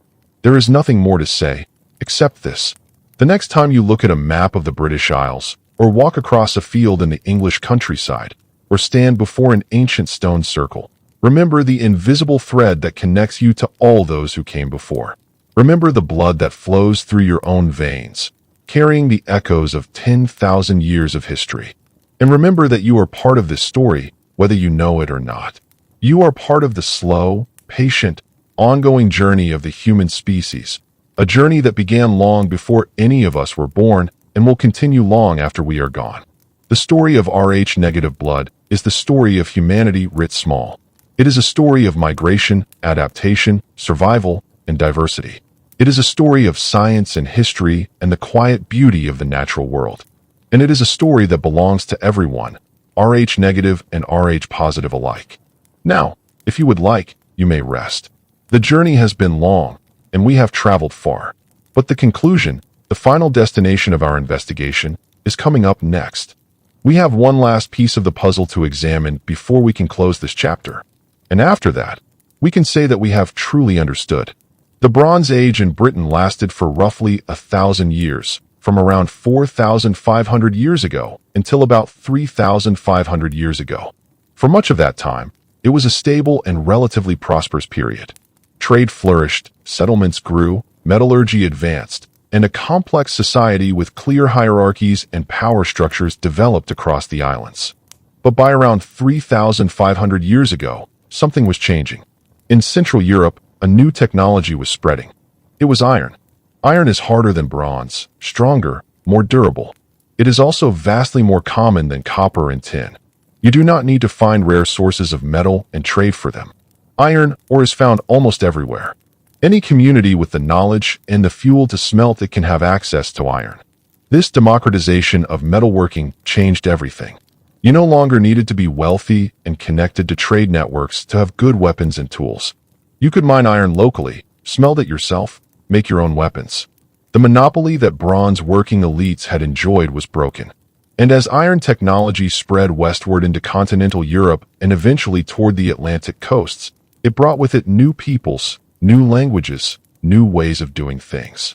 These were the peoples we now call Celtic, though that term is complicated and contested among modern scholars. They spoke languages that belonged to the Celtic language family. They shared certain cultural practices and artistic traditions. They had a particular way of making war and organizing society. They valued individual martial prowess, heroic deeds, the proving of oneself in combat. They had a warrior aristocracy, a priestly class, and common people. They had sophisticated law codes and complex social hierarchies. They had distinctive art, with intricate geometric patterns and stylized animal designs. And they were moving westward from Central Europe around the same time that iron technology was spreading. The Celtic expansion into Western Europe happened gradually over several centuries. By around 3,000 years ago, Celtic-speaking peoples had reached the Atlantic coasts. Some of them settled in what is now France and were known as the Gauls. Some of them moved into what is now Spain and Portugal. And some of them crossed the sea and arrived in Britain and Ireland. Their arrival in Britain did not happen all at once. It appears to have been a gradual process of settlement and integration, much like the Bronze Age Beaker arrivals had been 1,000 years earlier. The earliest evidence of Celtic settlement in Britain dates to around 3,000 years ago, with the appearance of distinctive Celtic pottery styles, Celtic metalwork, and Celtic burial practices. But the process of Celtic cultural dominance took several centuries. By around 2,500 years ago, the Celtic culture had become dominant across much of Britain and Ireland. The Bronze Age world was fading. The old elite who had controlled bronze and the trade networks that supported it lost their power as iron democratized wealth. New Celtic elites rose to prominence, building their power on martial prowess and control of land rather than control of rare metals. The landscape changed once more. Hill forts began to appear, particularly in the south and west of Britain. These were defended settlements built on high ground, with banks and ditches creating multiple layers of defense. Some were small, perhaps housing only a few hundred people. Others were enormous, containing many thousands. They served as defended settlements, as refuges in times of war, as centers of power for local chiefs. They suggest that warfare was becoming more frequent and more serious. The Celtic peoples of Britain and Ireland were not always at peace with each other. Different tribes fought for control of land and resources. Chiefs built reputations through martial victories. Warriors gained status and wealth through successful raids and battles. It was a violent society in many ways, though violence in Celtic culture was often highly ritualized. War was not just about conquest of territory, though it was that. It was also about honor, about proving oneself, about establishing hierarchy through combat. The weapons changed once more. Iron swords replaced bronze ones, longer and sharper and more effective. Iron spears, iron shields, iron helmets, and breastplates became common among the warrior elite. Fortifications became more sophisticated, with carefully engineered banks and ditches designed to slow and channel attackers. The art changed. Celtic art, with its intricate geometric patterns, its spirals and knots, its stylized representations of animals, became dominant. The pottery changed. The simple, functional vessels of the earlier Bronze Age gave way to more elaborate Celtic pottery, with distinctive shapes and decorative styles. The languages changed. Celtic languages, with their particular structures and vocabularies, became the common speech across Britain and Ireland. The older Bronze Age languages, descended from the steppe languages of the Beaker people and mixed with older substrate languages, were forgotten or absorbed into the Celtic languages. The religions changed. The Celtic peoples had their own pantheon of gods, their own religious practices, their own sacred sites. Druids, the priestly class of Celtic society, maintained religious knowledge and performed ceremonies. They made sacrifices, read omens, settled disputes through religious authority. The great monuments of earlier ages, Stonehenge and the other stone circles, continued to be used in some cases, but they were incorporated into the Celtic religious framework, given new meanings, new stories. The Celts themselves were diverse. They were not a unified empire but a collection of different tribes, each with its own territory, its own chief, its own traditions. In what is now England there were tribes like the Trinovans in the east, the Iceni in the north, the Belgae in the south. In Wales there were different tribal groups, the Silures in the south, the Ordovices in the north. In Scotland, in the far north different groups occupied different territories. In Ireland there were many distinct kingdoms. These tribes sometimes allied with each other, sometimes fought against each other, sometimes traded with each other. They were connected by language and by shared cultural practices, but they were far from united politically. And they were connected to the wider Celtic world. Celtic peoples were spreading across Europe at this time. Celtic-speaking peoples would eventually reach as far as Anatolia in what is now Turkey, where they would be known as the Galatians. There was a Celtic cultural and linguistic koine, a shared set of practices and beliefs that connected disparate Celtic peoples across vast distances. But it was never a unified empire. It was more like a network, a shared culture that connected independent peoples. The genetics of the Iron Age Celtic arrivals is less well understood than the Bronze Age Beaker arrivals, because there is less ancient DNA data available. But what data we do have suggests that the Celtic expansion into Britain was more of a cultural and linguistic phenomenon than a massive population replacement. Some new peoples certainly arrived with the Celtic culture. But much of the Celtic transformation appears to have come about through the adoption of Celtic language, Celtic practices, and Celtic art by the existing Bronze Age population. It was not that everyone in Britain became genetically Celtic, but rather that everyone became culturally Celtic. They spoke Celtic languages, They made Celtic pottery. They built hill forts and practiced Celtic religious beliefs. But genetically, they were still substantially descended from the Bronze Age population, which was itself a mixture of Beaker peoples and Neolithic peoples and the ancient post-glacial hunters. The Rh-negative blood persisted through all of this, diluted now by multiple waves of newcomers, but still present, still flowing in the veins of a significant fraction of the population. By the time the Celtic Iron Age was in full flower, perhaps 1 in 12 or 1 in 15 people in Britain carried Rh-negative blood, depending on the region. In Ireland and in the more marginal areas of Britain where the Neolithic and Bronze Age populations had remained more dominant, the frequency was higher. In the south and east, where waves of newcomers had arrived more intensively, the frequency was lower. But everywhere it persisted, a quiet marker, a genetic fossil from the distant past. The Celtic period would last for more than 1,000 years. It would endure through the arrival of the Romans, though it would be transformed by that encounter. It would survive the Roman withdrawal and influence the development of Anglo-Saxon Britain. It would leave its traces in place names, in language, in cultural memory, in the very blood of the people who still live on these islands. But for now, let us pause at the moment when Celtic culture was at its height, around 2,000 years ago. It is the time just before the Romans came. The Celtic tribes of Britain are independent, quarrelsome, sometimes prosperous, sometimes at war with each other. They are connected to the wider Celtic world, but also distinct in their own ways. They do not know that their world is about to be interrupted by an empire. And then, around 2,000 years ago, the Romans came. Julius Caesar crossed the Channel in 55 BCE, leading a military expedition to see what lay across the sea. He was not the first Roman to arrive in Britain, but he was the first to do so as an invader with the intention of conquest. He fought battles against the Celtic tribes of the southeast, won some victories, but ultimately withdrew. It was not until nearly a century later, in 43 CE, that a full-scale Roman invasion was launched. This time the Romans came to stay. Under the Emperor Claudius, a massive military force crossed the Channel and began the systematic conquest of Britain. The conquest took decades. Some Celtic tribes, particularly in the south and east, were conquered relatively quickly and incorporated into the Roman province. Others resisted fiercely. The Iceni of East Anglia, under the leadership of a queen named Boudicca, mounted a famous but ultimately unsuccessful rebellion against Roman rule around 60 CE. The Caledonians of what is now Scotland resisted so effectively that the Romans never fully conquered the far north of Britain.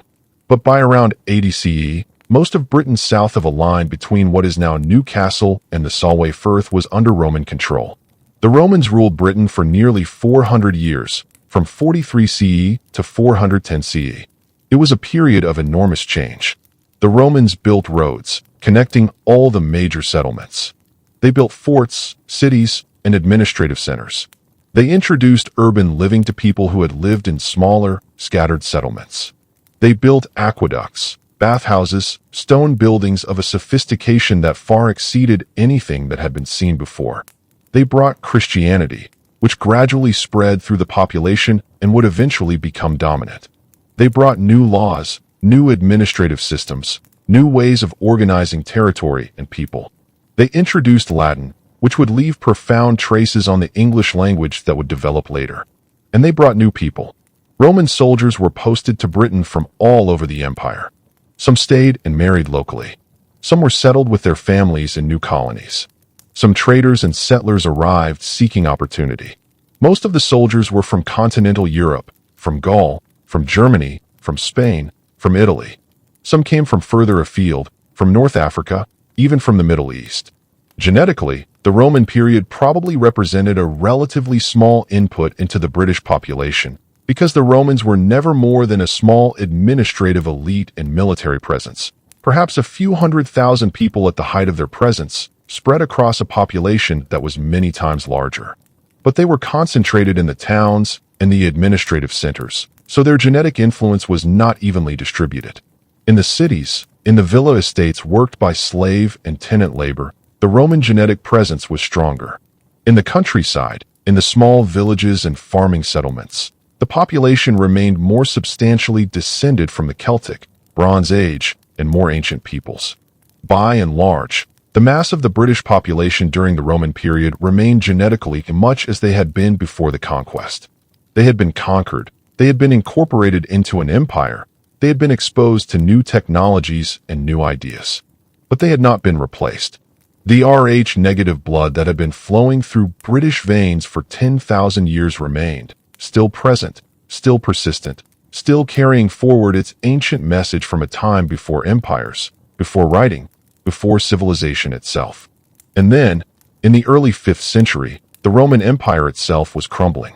The legions were withdrawn from Britain to defend other parts of the empire against barbarian invaders. By 410 CE, the last Roman soldiers left the islands. For the first time in 400 years, Britain was no longer part of any empire. It was no longer connected to the administrative systems, the military protection, the infrastructure that Rome had provided. For perhaps a generation, the British people, the descendants of the Celtic populations that Rome had conquered, attempted to maintain Roman ways. But the system could not be sustained. Cities depended on long-distance trade and administrative support. Without Rome, trade declined. Cities were abandoned. The roads, once carefully maintained, fell into disrepair. The language of law and administration, Latin, began to fade from common use. The elegant stone buildings of the Roman period were abandoned, left to crumble. Some were plundered for building materials. Some simply fell into ruin. It was not a sudden collapse, but a slow decline lasting several decades. By around 450 CE, 100 years after the Romans left, the Roman Britain that had existed was largely gone. And into that space, across the North Sea and the Channel, new peoples were beginning to arrive. They came from what is now Germany, Denmark, and southern Scandinavia. They are known collectively as the Anglo-Saxons, though that term lumps together various distinct peoples, the Angles, the Saxons, the Jutes, and others. They came not as an organized military force, but as settlers, in small groups and family bands, crossing the sea in boats and establishing themselves on the coast and in the river valleys. They came gradually over several centuries, from around 400 CE onward, and they came in larger numbers than any of the previous newcomers had done. Unlike the Bronze Age Beaker arrivals or the Celtic arrivals, the Anglo-Saxons appear to have largely replaced the existing British population genetically. DNA studies show that in what would become England, the genetic ancestry of the population shifted dramatically toward the Germanic newcomers.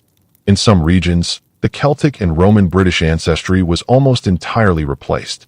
In others, particularly in the west and north, the older British population persisted more strongly. But across much of what would become England, the Anglo-Saxon conquest and settlement was so complete genetically that it was almost as though a new population had arrived and the old one had simply vanished. Some of the British population was enslaved, some was killed, some was displaced and fled westward into what is now Wales or northward into what is now Scotland. Some integrated with the newcomers, though as a subordinate class.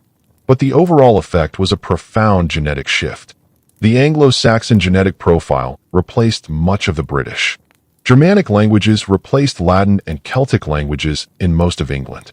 Germanic gods replaced the Christian God for many people, at least initially. Germanic social structures replaced Roman administrative systems. Germanic names, Germanic clothing, Germanic pottery styles, Germanic house forms all became dominant. It was an even more complete cultural and demographic transformation than the Bronze Age had been. And yet, even through this dramatic replacement, the Rh-negative blood persisted. It had become less common in the regions where the Anglo-Saxon replacement had been most complete. In what would become England, the frequency of Rh-negative blood dropped as the Germanic ancestry increased. But in the west, in what would become Wales, and in the north, in what would become Scotland, the Rh-negative blood remained at higher frequencies, reflecting the greater persistence of the older British population in those regions. The Anglo-Saxon period lasted for nearly 500 years, from around 400 CE to around 1066 CE. During that time, the petty kingdoms of the Anglo-Saxons gradually coalesced into fewer and fewer political units. By the 9th century, there were essentially 4 major kingdoms: Northumbria in the north, Mercia in the Midlands, East Anglia in the east, and Wessex in the southwest. They fought with each other for dominance.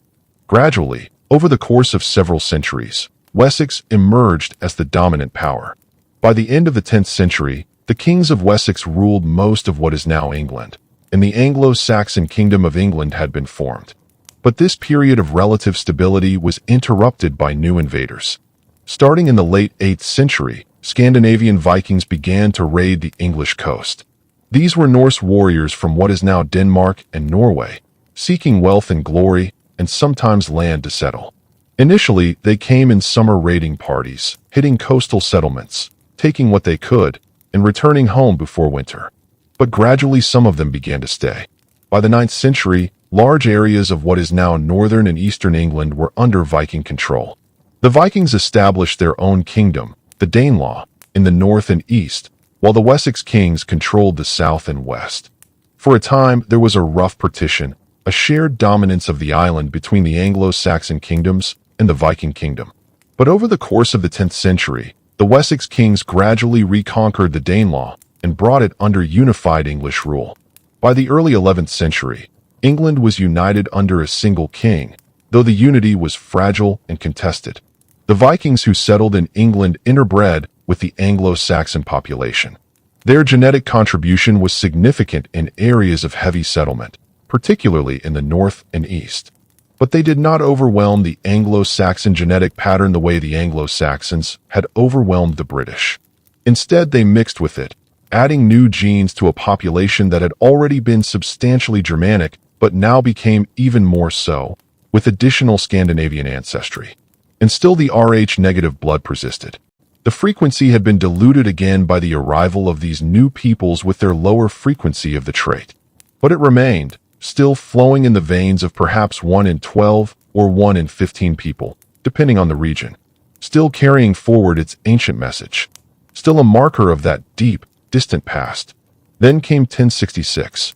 In that year, William of Normandy, a Norman duke descended from Vikings who had settled in northern France generations earlier, invaded England and conquered it in the Battle of Hastings. He established the Norman dynasty, bringing with him a new ruling class with French language, French manners, and French connections. The Norman conquest, as it is known, was not a complete demographic replacement like the Anglo-Saxon settlement had been. It was more of a cultural and linguistic imposition by a small elite. The common people of England remained genetically much as they had been. But the Norman conquest did have a genetic effect, introducing a new layer of French and Scandinavian ancestry through the ruling class. And it had a profound linguistic effect. The Norman French language of the conquerors mixed with the Anglo-Saxon English of the conquered population to create a new language that would eventually become modern English. That is why English has such a large vocabulary descended from French, why the names of animals are often Anglo-Saxon, cow, pig, sheep, but the names of the meat derived from those animals are often French, beef, pork, mutton. The animals were herded by common people who spoke English, but the meat was eaten by the Norman French-speaking nobility. The medieval period that followed the Norman conquest lasted for nearly 500 years. During that time, the population of Britain continued to experience slow mixing. People married, moved, migrated. New arrivals came from France, from Flanders, from Germany. Some left for the Crusades and came back, bringing new genetic material and new ideas. The Black Death arrived in the middle of the 14th century and killed perhaps half the population, but it did not discriminate genetically. It killed Rh-negative and Rh-positive people equally. The survivors simply continued on, marrying and having children, reproducing as humans had always done.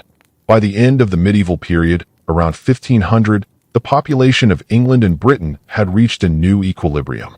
It was a mixture of all the peoples who had arrived over the previous thousands of years, the post-glacial hunters, the Neolithic farmers, the Bronze Age beaker peoples, the Celtic Iron Age peoples, the Romans, the Anglo-Saxons, the Vikings, the Normans. Each had left their genetic mark. Each had contributed something to the population, but none of them dominated completely. Instead, they had blended into something new, something that was recognizably British.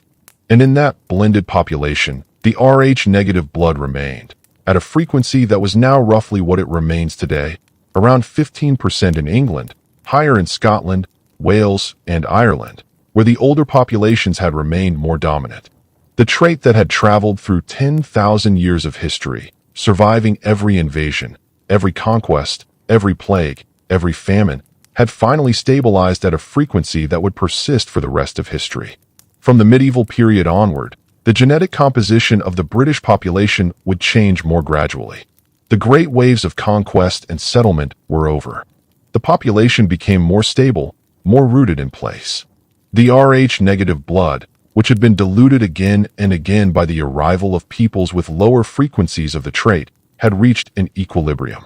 It would neither significantly increase nor significantly decrease in frequency. It would simply persist, carried forward in the blood of millions of people, most of whom would never know about it or give it any thought. The centuries passed. The Renaissance came, bringing new ideas from the classical world.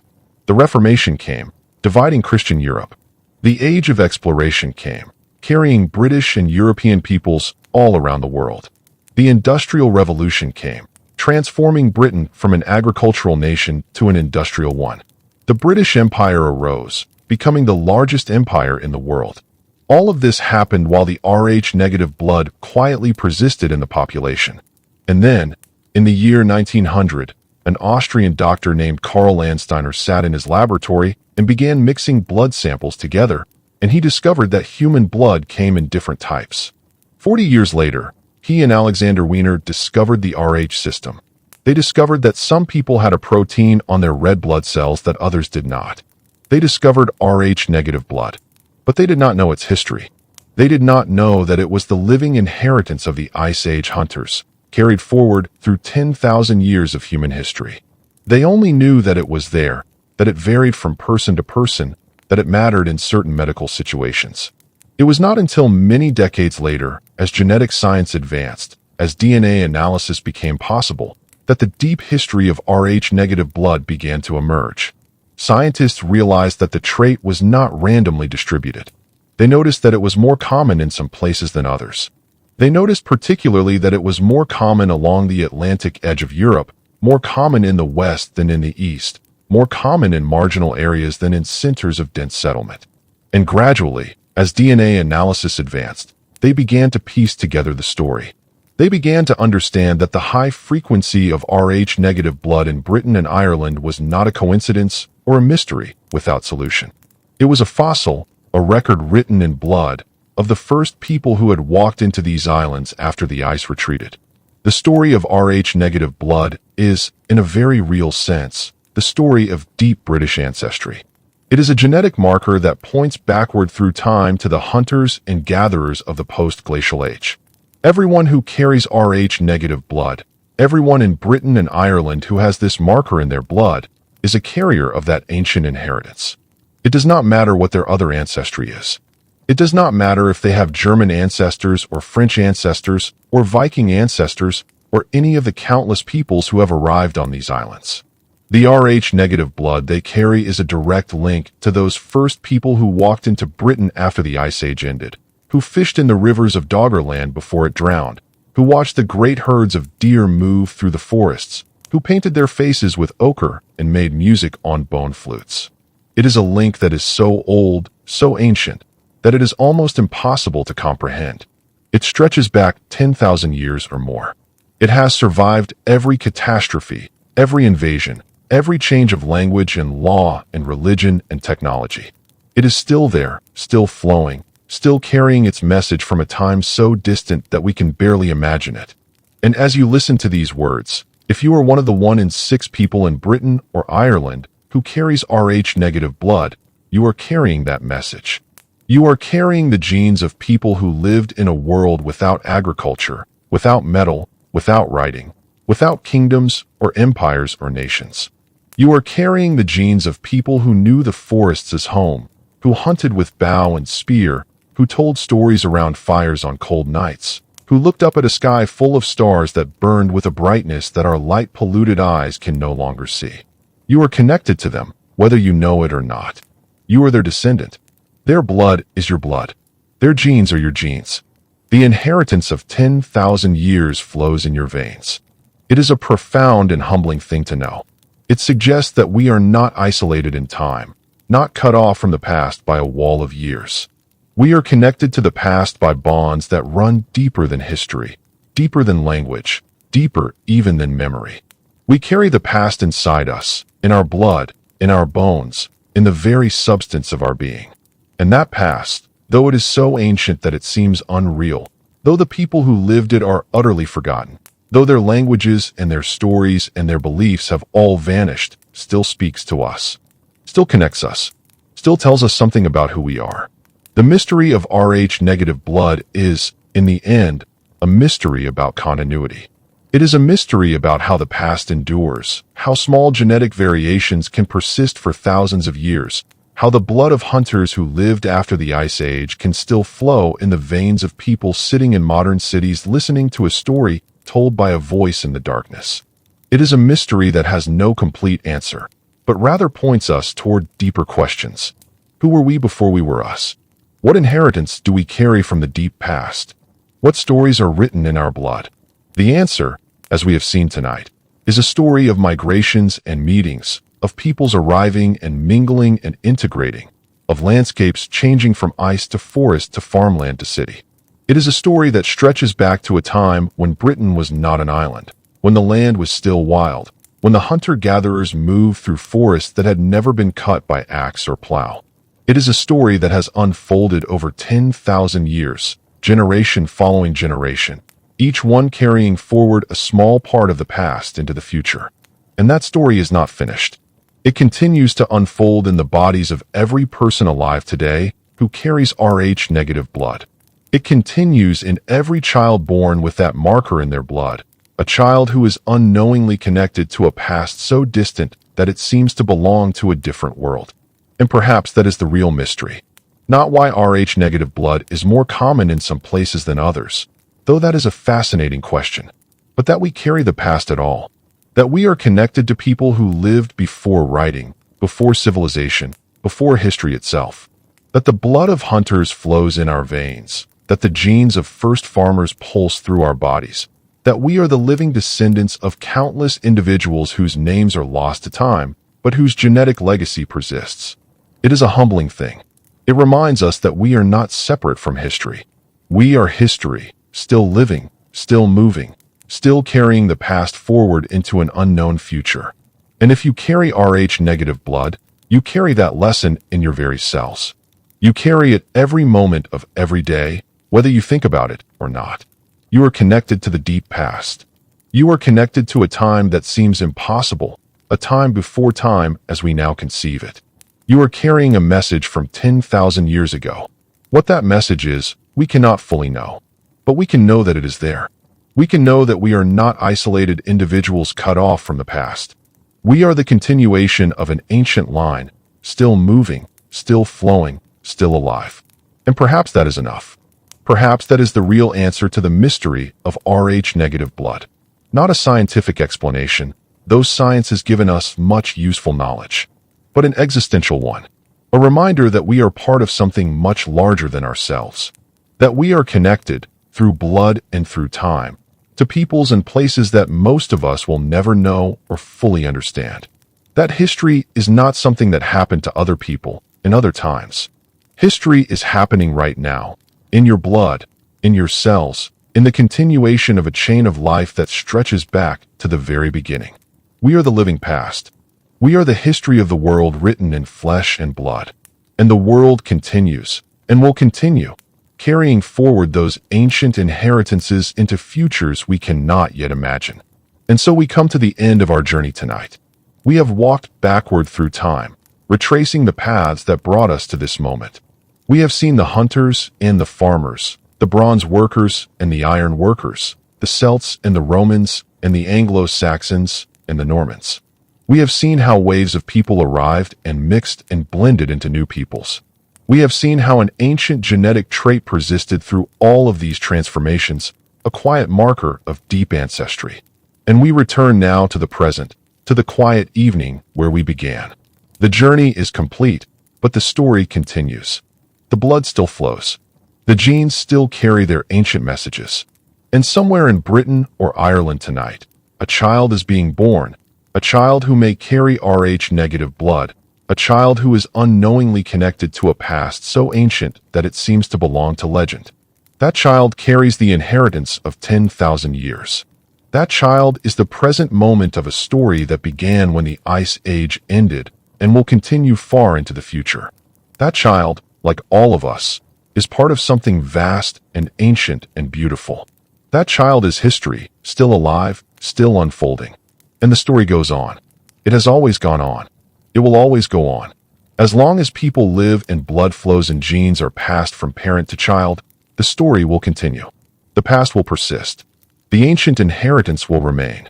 And somewhere, in someone's blood, the trace of those first hunters will flow forward, carrying their message through time. Thank you for walking this road with me tonight. Thank you for taking the time to listen to this long, slow story of blood and time and the deep roots of human inheritance. If this journey has brought you some comfort, some peace, some sense of connection to the past, then it has been worthwhile. You may rest now. The story has been told. The mystery has been explored. And the ancient blood continues its quiet journey through time, carrying forward the inheritance of 10,000 years, connecting us all to a past we can barely imagine. Sleep well. You carry the inheritance of the deep past. You are connected to a time before time.